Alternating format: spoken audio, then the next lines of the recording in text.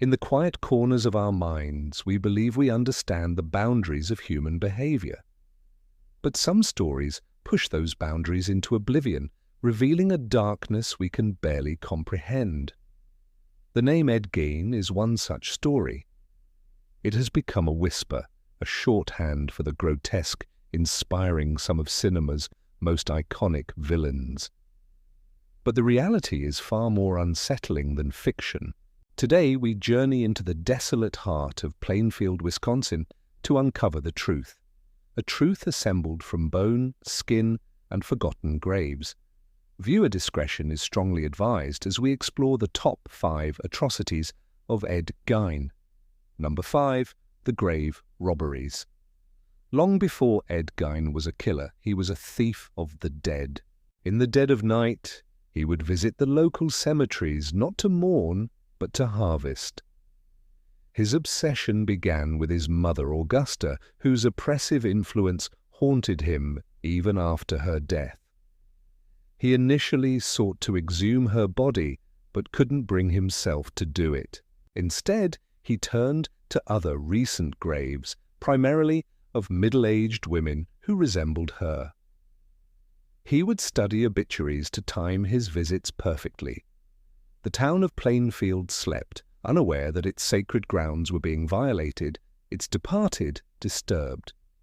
Gein wasn't just stealing bodies, he was collecting pieces for a project of unimaginable horror, a quiet rehearsal for the acts that would soon follow.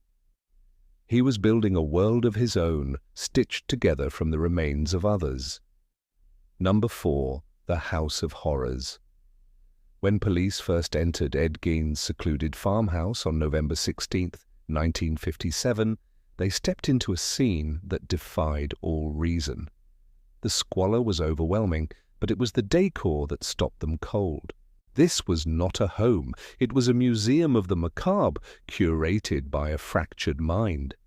Human skulls were mounted on his bedposts, bowls were crafted from the tops of craniums, a lampshade was made of human skin, and chair seats were upholstered with it. Investigators found a box of preserved female organs, a corset fashioned from a woman's torso, and leggings made from the skin of human legs. The air was thick with decay. This was the culmination of his nocturnal grave robbing, a ghastly attempt to surround himself with a grotesque parody of human companionship. The house itself was a testament to his complete detachment from reality. Number 3. The murder of Mary Hogan. Mary Hogan was the boisterous, well-liked owner of a local tavern. In December 1954, she vanished. A pool of blood on the tavern floor and a spent .32 caliber cartridge were the only clues left behind. For 3 years, her disappearance was a chilling local mystery. No one connected her to the quiet, odd handyman, Ed Gein. The truth was only discovered after Gein's final arrest. When questioned, he admitted to shooting Mary Hogan. He had taken her body back to his farm, where she became another piece in his gruesome collection. Her face, preserved as a mask, was later found in a paper bag inside the house. Mary Hogan's murder marked a significant escalation for Gein, from a passive grave robber to an active predator. He was no longer content with the dead. He now sought to create his own supply. Number 2. The murder of Bernice Worden.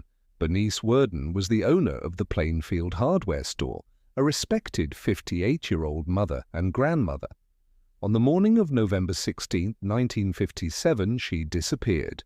Her son Frank, who was also the town's deputy sheriff, grew concerned when he returned from a hunting trip. He found the store empty, the cash register open, and a receipt for a gallon of antifreeze, the last item sold that day. The buyer was Ed Gein. When police arrived at Gein's desolate farmhouse, they made the discovery that would sear his name into history forever. Bernice Worden's body was there, field-dressed like a deer. This final, brutal act was the key that unlocked the full scope of his horrors, leading investigators inside the house and revealing the dark secrets he had hidden for over a decade. Number 1. The woman's suit. The most profoundly disturbing aspect of Ed Gein's crimes was his ultimate goal. He wasn't just collecting remains, he was trying to become someone else. Deeply enmeshed in a complicated and unresolved psychological fixation on his deceased mother, Gein began crafting a woman's suit. Using the skin he had collected from the bodies he exhumed and the women he murdered, he pieced together a full torso, leggings and masks. He confessed to investigators that he would wear these gruesome artifacts, particularly at night, wandering his property under the moonlight. In his broken mind, this was a way to reincarnate his mother, or perhaps to literally inhabit the female form he both revered and resented. This suit represents the complete collapse of his identity, a desperate, terrifying attempt to transform himself and resurrect the dead through the ultimate act of desecration. The name Ed Gein echoes not just for what he did, but for what he represents, the terrifying fragility of the human mind. His actions forced society to confront a darkness it never wished to see, inspiring fictional monsters that still haunt our screens today. But those fictional tales, in all their horror, can never quite capture the chilling, solitary reality of the man in the farmhouse.